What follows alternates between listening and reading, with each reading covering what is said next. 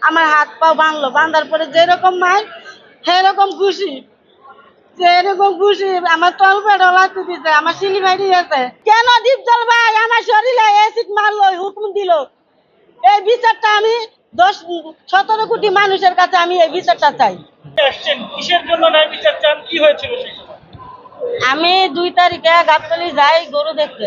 গরু দেখা দেওয়ার পরে দেখি অনেকগুলা লোকজন। তখন আমি লোকে করে বললাম যে ভাই এখানে কি হয়েছে? তখন বললো যে ডিপজল ভাই আসছে। তো বললাম তাহলে ডিপজল ভাই আসছে, আমিও তো তার ভক্ত, ছবি দেই, তাহলে আমি তার সাথে 2টা কথা বলবো। এই কথা কয়ে আমি চেম্বারে যাই ডিপজল ভাইয়ের সালাম দিলাম যে ভাই আসসালামু আলাইকুম, আপনার সাথে 2টা কথা বলবো, আমি আপনার ভক্ত। তখন ডিপজল ভাই বললো এই মহিলা কিভাবে ঢুকলো? মহিলার ঘাট ধাক্কা দিয়ে ভাই করে দে। তখন ওই ফয়সাল ভাই কি করলো, আমার ঘাড়ে ধরলো। ঘাড়ে ধরার পরে আরো 2জন লোক আইসা, পরে 3জন লোক আইসা আমারে ধাক্কা দিয়ে ফেলাই দিল। ফেলাই দেওয়ার পরে আমি বললাম আপনারা কেন আমার ধাক্কা মারলেন? আমি 2টা কথাই বলতাম, বইলে চলে যাইতাম, আমি তো এনে অন্য কিছু কই নেই। পরে বেশি কথা কইলে তোরা মায়েরা তোর নদী ফেলাই দিব। তখন আমি একটু ক্ষিপ্ত হইলাম যে আপনি তোরাক নদী কেন ফেলাবেন আমারে, ফেলান দেখি।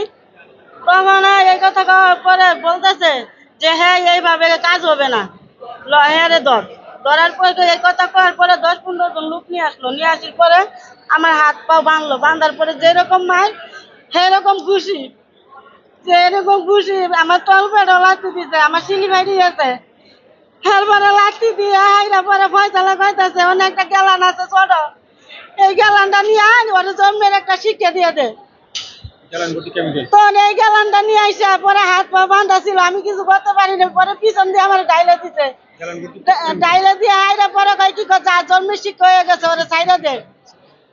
তখন আমার ছাইরা দিল। তখন আমি শরীরের জ্বালায় আমি কিছু করতে পারি না। পরে আমি রাত্রে আইসা পড়ি 9টার দিকে। আসার পর আমার আত্মীয় স্বজন জিজ্ঞাসা কি হয়েছে, আমি ওরা কইলাম আমি কিন্তু কথা কই নাই।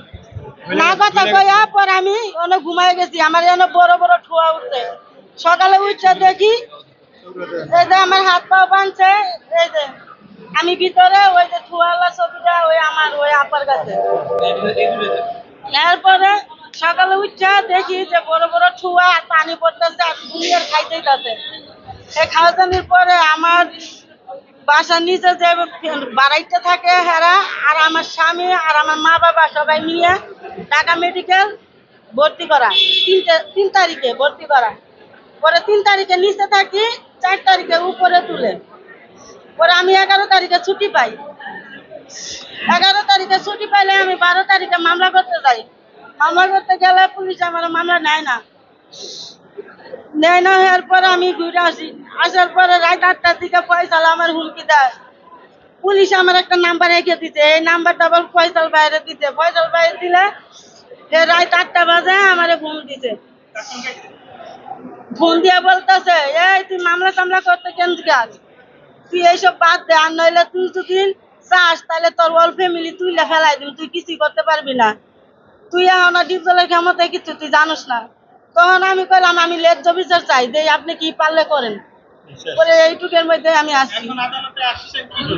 এখন আদালতে আসছি আমি 17 কোটি মানুষের কাছে আমার জান ভিক্ষা চাই এবং আমি ন্যায় বিচার চাই।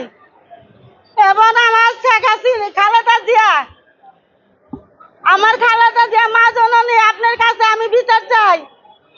ডাক্তার এনুস সাহেব, আমি একটা নারী হয়ে আপনার কাছে এই বিচারটা চাই। কেন ডিপজল ভাই আমার শরীরে অ্যাসিড মারলো, হুকুম দিল?